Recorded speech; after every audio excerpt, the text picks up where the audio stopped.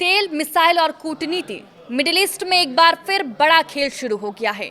Iran ने America को साफ चेतावनी दी है, अगर दोबारा हमला हुआ तो जवाब सिर्फ अमेरिकी ठिकानों तक सीमित नहीं रहेगा, बल्कि पूरे खाड़ी क्षेत्र के तेल और ऊर्जा नेटवर्क को निशाना बनाया जाएगा। दूसरी तरफ हॉर्मुज जलडमरू मध्य को लेकर भी बड़ा दावा सामने आया है। आखिर ईरान की नई रणनीति क्या है और इसका दुनिया पर क्या असर पड़ सकता है, इस रिपोर्ट में आपको बताते हैं। नमस्कार, मैं हूं साक्षी झा और आप देख रहे हैं न्यूज़ 18 का डिजिटल प्लेटफॉर्म। मिडिल ईस्ट में तनाव एक बार फिर चरम पर है। ईरान ने अमेरिका को दो टूक संदेश दिया है, अगर हमला हुआ तो जवाब भी बड़ा होगा।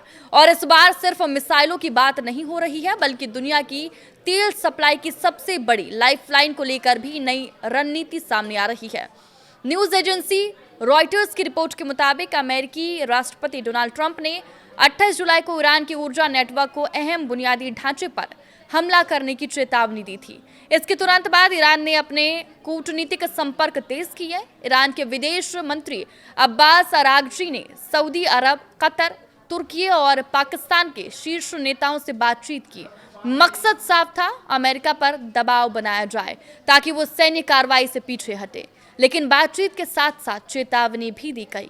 ईरान ने साफ कहा, अगर अमेरिका ने हमला किया तो जवाब सिर्फ अमेरिकी ठिकानों तक सीमित नहीं रहेगा, बल्कि खाड़ी क्षेत्र के तेल संयंत्र, रिफाइनरी, बिजली ग्रिड, जलापूर्ति व्यवस्था, परिवहन नेटवर्क और ऊर्जा प्रतिष्ठानों को भी निशाना बनाया जा सकता है। यानी अगर जंग बढ़ी तो असर पूरी दुनिया की तेल सप्लाई पर पड़ सकता है।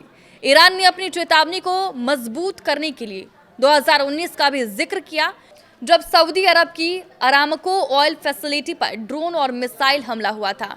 उस हमले से सऊदी अरब के कच्चे तेल का बड़ा हिस्सा प्रभावित हुआ था और दुनिया भर में तेल बाजार में हलचल मच गई थी। अब ईरान उसी तरह की चेतावनी देकर अमेरिका और उसके सहयोगियों पर दबाव बनाने की कोशिश कर रहा है। इसी बीच एक और बड़ी खबर सामने आई है। रॉयटर्स की दूसरी रिपोर्ट के मुताबिक ईरान और ओमान के बीच एक ऐसे प्रस्ताव पर चर्चा चल रही है जो दुनिया के सबसे अहम समुद्री रास्तों में से एक हॉर्मुज जलडमरू मध्य की तस्वीर बदल सकता है।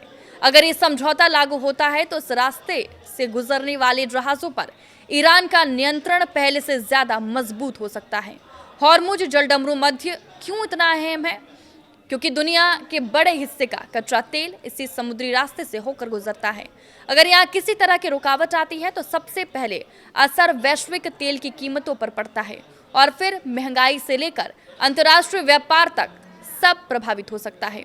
यानी ये सिर्फ ईरान और अमेरिका का मामला नहीं, बल्कि पूरी दुनिया की अर्थव्यवस्था से जुड़ा मुद्दा है।